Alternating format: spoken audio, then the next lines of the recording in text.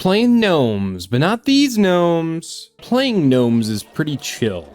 You have as much time as you want to plan your strategy, only to be full despair when you didn't plan well enough. Gnomes is a turn-based tower defense roguelike economy game according to Steam, and that's honestly a pretty good description. It was developed and published by Dystopian. There's no official story for this game, but in short, you're trying to protect your garden shed from hordes of goblins and you only have gnomes, crops, and weeds at your disposal. Will you live long enough to see the boss on day 16?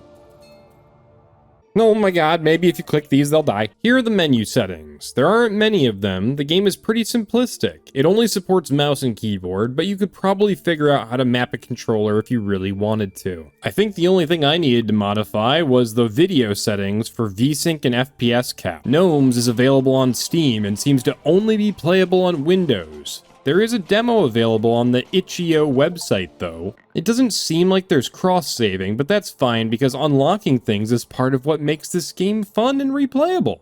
The game is pixel art. It looks nice, but sometimes you have a lot of things going on the screen at the same time and it makes it really difficult to know what actually is happening. Gnomes does not require expensive hardware to play. Your phone has better hardware than the recommended specs required. So how does the game flow?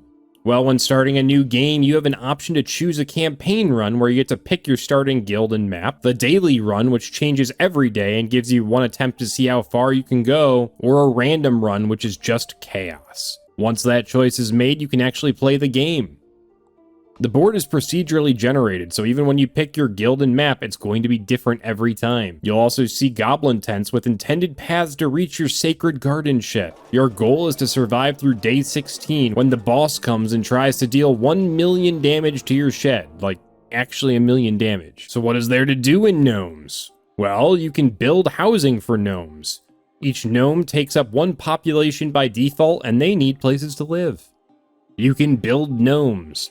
Gnomes are the typical way to defeat goblins. Each type of gnome has a different style of attack. They might deal different amounts of damage, have a different attack pattern, and have varying delays between each attack. You can move gnomes.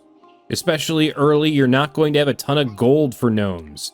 Since goblin tents spawn in different locations each day, you may find it beneficial to move gnomes. Also, do keep in mind that if you build or move placeable units in the path of goblins, their path will likely change unless the goblins are completely blocked from reaching your shed. If that's the case, they will trample whatever they need to in order to steal your rakes. You can build weeds.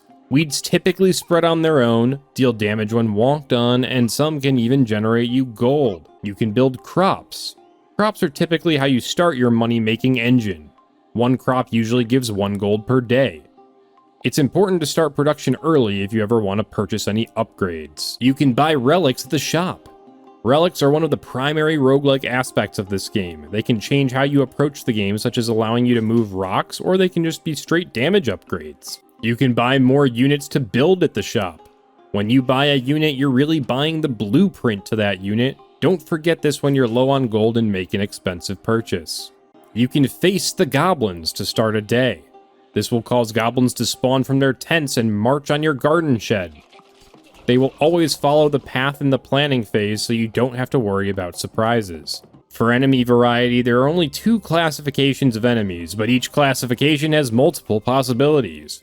You've got your non-boss enemies who typically have a reasonable amount of health, and you've got your boss enemies who have a ton of health, and their health bars are prominently displayed in the middle of your screen. There's no cosmetics or pay to win in this game. You're just grinding for the love of tower defense. For the cool things, this is a roguelike, so sometimes you can get wacky runs like this one where I don't have any goblins at all.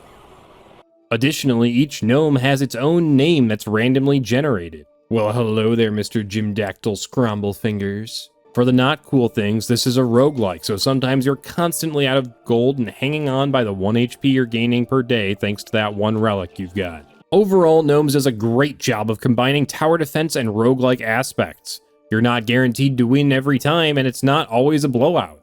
This game is difficult, particularly when you're first starting out. You have to balance your gold economy with actually defending your garden shed and, of course, building the typical tower defense maze, forcing enemies to enter your halls o' death. After losing a run, because even if you win, you're going to enter endless mode after day 16, I typically had to exit the game and watch a YouTube video for 10 minutes before I actually wanted to try again. It was frustrating.